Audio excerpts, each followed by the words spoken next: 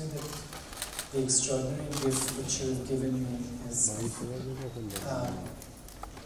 the two of you coming here for an evening like this. Remember, we were talking about this, and I said, this is the first book that I've published after my father passed away. And having them here makes me feel infinitely less orphaned. And that's what I said to you. So I want to thank you for coming here as my spiritual elders in my extended family. But you know, JB, first I'd ask you, why did you say yes? Why did you two agree to come and grace an occasion by a novice writer?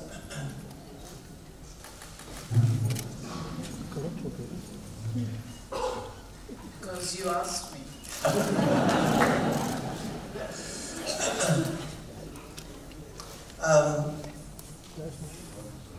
No, please, I'll let you.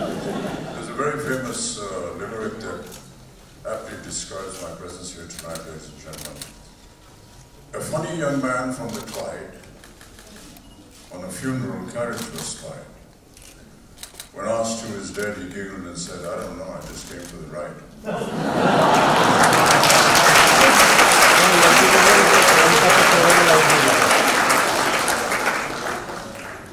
There are many repartees I could offer, but I shan't. I'm going to discontinue the door clapper. I'm thinking you grew up in a literary household. Your father, Dr. Harivansh Bachchan, was a legendary poet. What was it to grow up in a household of books? You kept away from his room. And there was an unwritten code of conduct in the family that when my father is writing in his study, he is not to be disturbed. Many a times we found that to be a little odd, but then Mother would explain to us that it's important for creative people, and particularly the writers, to have their moment of solitude and to be able to express themselves. They needed the peace and harmony of a home to be able to do that. That was some of the early impressions that we had. But as we grew up, there were many occasions when, if he was doing an important piece of work, I remember that he was asked by Pandit Jawaharlal Nehru to translate a biography on him, written by Michael Brisha, into Hindi, and there was a deadline that he had to finish before his birthday. And he was working day and night, and he put out a little placard, almost like a painting outside the door of his study, and that meant that nobody was allowed to go in and disturb him. And this used to happen for days and days and days. We never really knew how he was or what he was doing. That's the kind of temperament that we grew up in. But yes, every time my father would write a piece of poem, we were the first people that he would introduce the poem. And in particular, he would ask us to read it in almost the same graph and the tone that he had written. And I felt that that was an extremely important exercise, because later on in my work as a professional actor, I found that the respect that we need to give writers is the most important aspect in filmmaking. I feel that writers are the most important ingredient in filmmaking. They, design the character, they design the story, they design the dress, the location, everything. And once they write, it's written with a lot of conviction and strength. And it's important to be able to gauge their mind and the graph of their language before you actually say your lines. So some of the things that we learned, what I learned from my father, was to be able to recite some of his works in the same graph and language. That I found very valuable. Other than that, of course, the numerous people of letters that used to visit him, and to be just sitting quietly and listening to them converse and discuss various aspects of life, poetry, and literature was indeed a very revealing aspect. I remember when we were in Allahabad, there was a union that was formed by the students that he was teaching. He was teaching English literature in Allahabad University. And they used to sit after midnight and discuss, words, literature, poems, writings. And many a times, even though we were not allowed to be awake at that time, we would sit up and just be present with them and listen to them. Those are some of the experiences that we grew up with. Well, what do you remember of those days, that time, this magical hour? Well, just the concept of, picking each other's brains, writing, somebody's work used to be discussed, somebody's poem used to be discussed, why he wrote it, what was the intent, much like what you just described in your description of your book. Many people go through certain emotions or the need to write something, and to be able to express it in verse is indeed a quality that we used to gather there. Jayaji, your father, Tarun Kumar Bhaduri, was a celebrated writer, making great books on the ground. Can you tell us about which of his books is your favorite? His first, that was a travelogue that he did, and he traveled around the world. It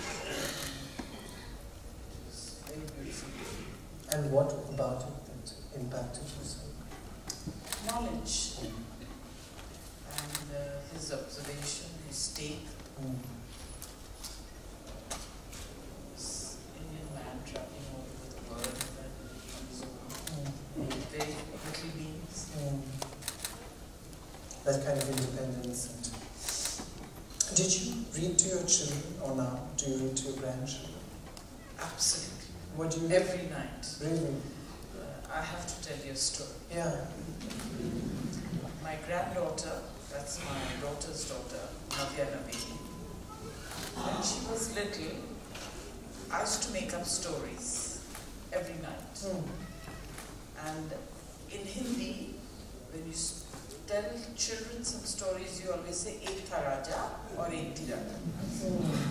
Aise, because I heard my father-in-law also saying this.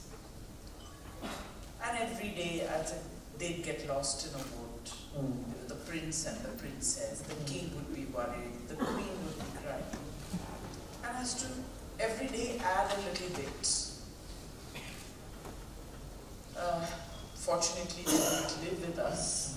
They'd go back to Delhi, so I got some rest. The second child arrived. Now I had to tell a story to both of them. And I started telling the same story, adding a little bit, and paying a little more attention to the prince as well. It used to be more the princess before. One night, and it used to be all in dark, and they were in these bunker beds. So the older one slept down, and the younger one slept down. She just bent down a little. Nani, can we have a new story?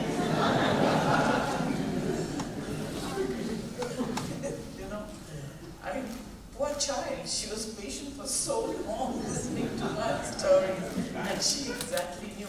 But when they're little, they love to hear the same thing.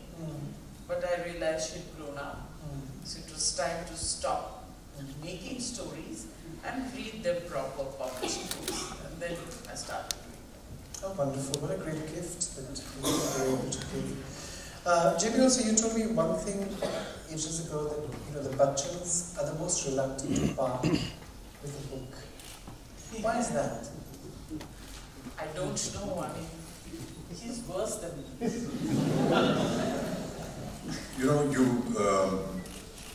You go out to a bookstore, most of the time, these days one doesn't have the opportunity to go to a bookstore in town. So it's mostly the airports. When you're catching a flight, you have a bookstore and you rummage through all the bestsellers and you see the books. And you spend a lot of time before your flight in selecting a book. And while you're in the plane, you start to read it.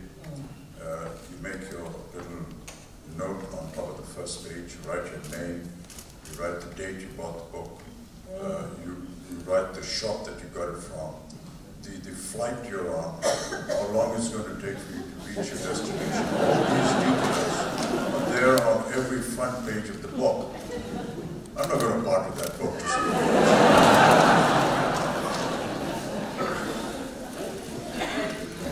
When we were little, and you know, kids are invited to birthday parties, and I remember, you know, kids would bring a box of Cadbury's chocolate or a box of cookies and things like that. When we were very little, that was fine. When we grew a little older, my father would always say, give a book. It remains on the shelf. Maybe not then, but sometime you pull it out and read it. That's more important than eating the biscuits and the chocolates. So this is something that I was used to, and it was my job in the house to every Sunday clean the bookshelves. And you know, and I would sort of go through them, and it's such an interesting activity. And so when you've taken care, when you've been told, and you've been brought up with books more than anything else, even more than a piece of jewelry, it's a little difficult to part with gifts. Now, books. So, but sometimes I feel, okay, we've read it, I collect books and I send it to schools, especially for their library. And then I get to hear from the office, "Oh, sahab ne pura wapas mangwaya." It's futile exercise. I mean, there is no place in the shelves for the books, and now they're on the floor. You know, Can we stop this domestic conversation?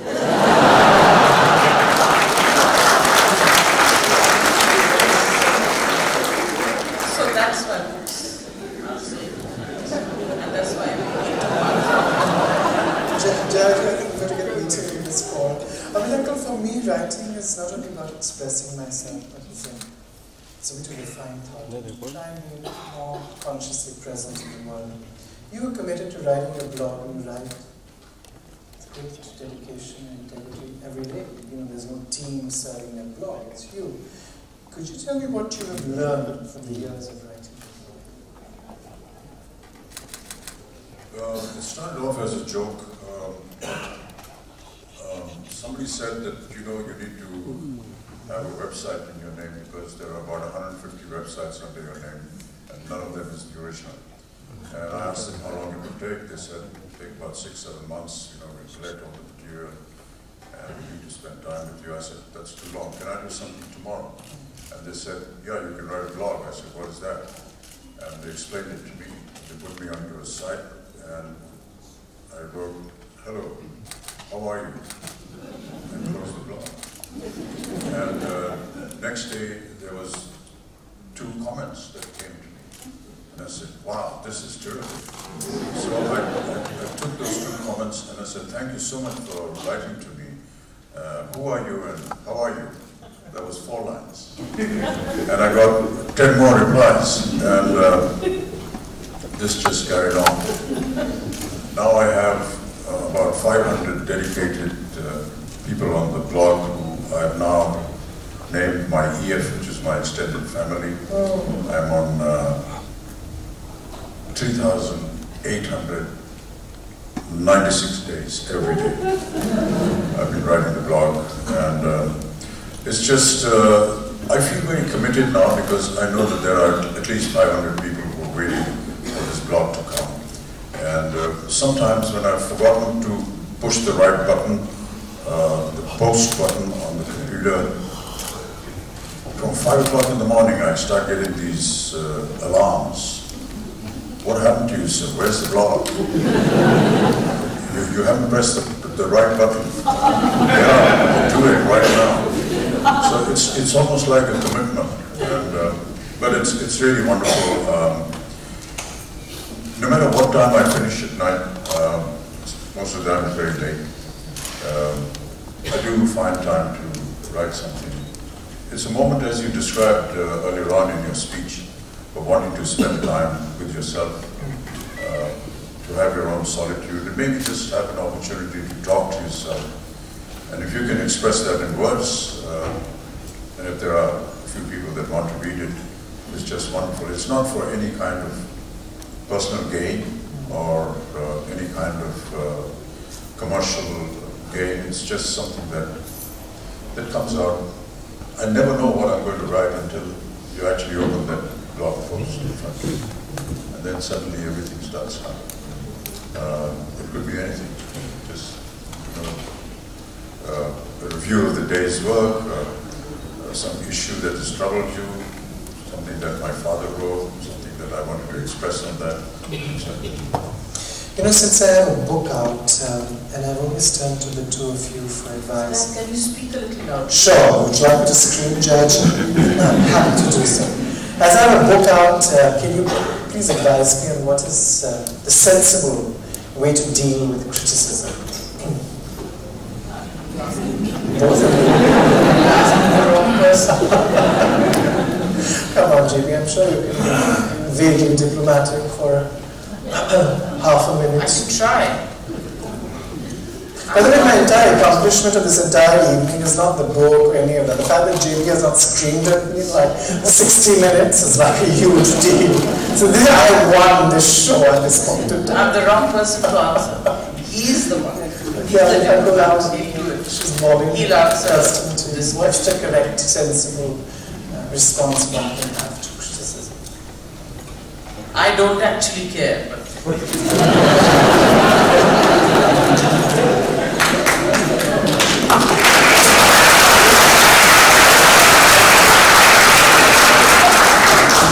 well, the first assurance that you get is actually somebody's read your work. It's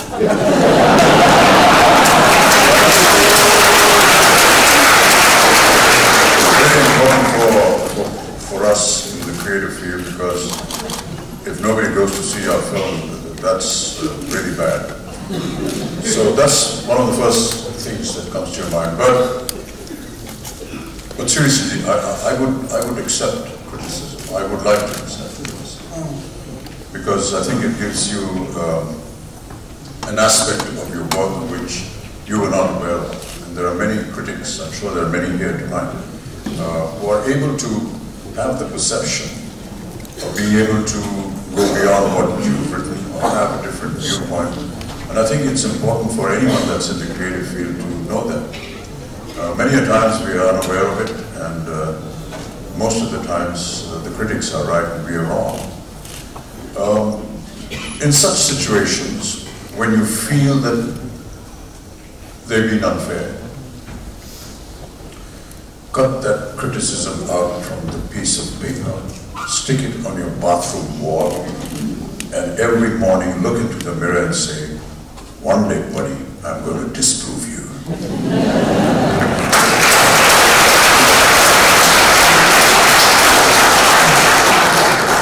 So, Amitabh, I want to thank you for teaching the wisdom and remaining silent.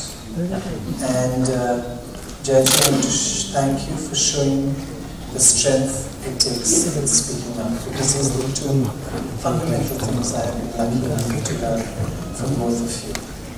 I also wanted to give you my book. May I? I've got the book, I've read it. And you've kept it from, so that's under Jaya. Yes, it is. I've given it to my sister to read it. She read it and she's brought it back. I don't really remember. May I please invite you to give this book? Actually, I'm sorry. You know, I started out with the evening with bringing my ancestors in. Is there a line of your dad's poetry that would serve as a blessing as you share this book with the rest of the world? Is there something that comes to you that's appropriate, that feels like blessing, so that all our ancestors looking up can smile?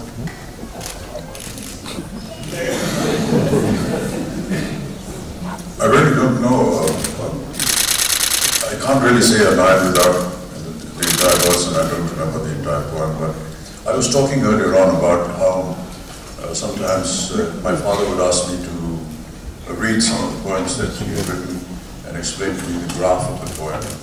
So there was a poem that he wrote on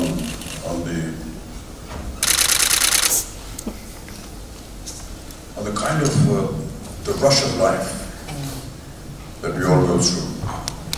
And he wrote, जीवन की आपाधापी में कब वक्त मिला कुछ देर कहीं पर बैठ कभी ये सोच सकती जो किया कहा माना उसमें क्या बुरा था जिस दिन मेरी चेतना जगी मैंने देखा मैं खड़ा हुआ इस दुनिया के मेले में हर एक यहाँ पर एक भुलावे में भूला हर एक लगा है अपनी अपनी देखे में कुछ देर रहा हक्का बक्का भौचक्का सा आ गया कहाँ क्या करूं यहाँ जाऊं किस जहां फिर एक तरफ से आया ही तो थक्का सा मैंने भी बहना शुरू किया इस रेले में So life, he said, was एक रेला है एक मेला है जीवन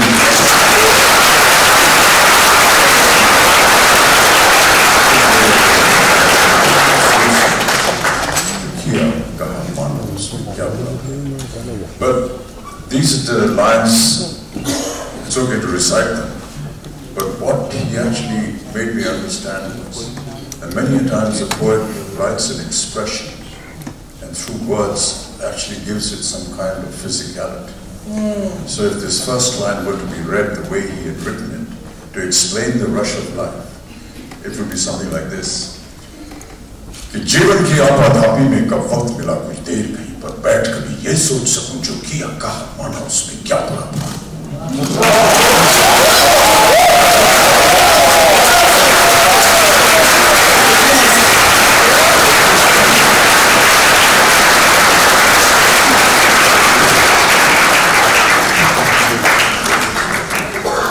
Just get into it.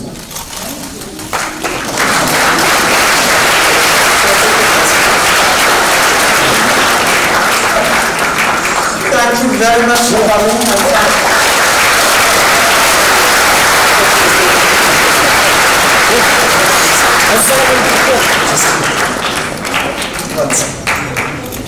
भाई नीचे बैठ जा भाई नीचे बैठ जा Big thank you for what turned out to be absolutely delightful. A big thanks to Tata and Association, NCBA, co-sponsors Tata Steel and associate sponsors SBI and LIC for making this happen. Coming up next is a big one, the debate, the topic of which is India needs a presidential system. Anup Meja and Rajesh Jain for the motion, and Lisa Sitawal and Paul Gamer. Miss it, see you here shortly. Security ऊपर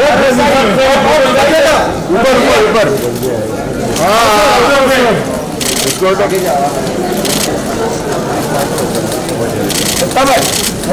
For some good news, Siddhartha Manchavi's books are available at the pop-up bookstore at the Tata foyer. So you can go ahead and get them, and he's ready to sign them for you.